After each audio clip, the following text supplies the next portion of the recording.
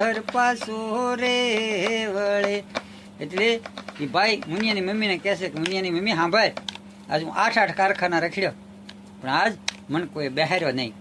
અને આજ હે આજ ભાડું રે લાઈટ બિલ છોકરાની ફીનું હું રે કરું, સિંચાઈની સતાવે દિન રાત, ભાડું રે લાઈટ બિલ છોકરાની ફીનું હું રે કરું.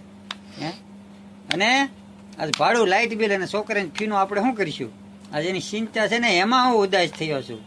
અને ત્યારે એમના ધર્મ પત્ની કહે છે કે સાંભળો કે હા કે આજ શાર શાર ખાતા રે સ્વામી મારે ડાય મોનના, હે આજથી તણે પાડી મને ના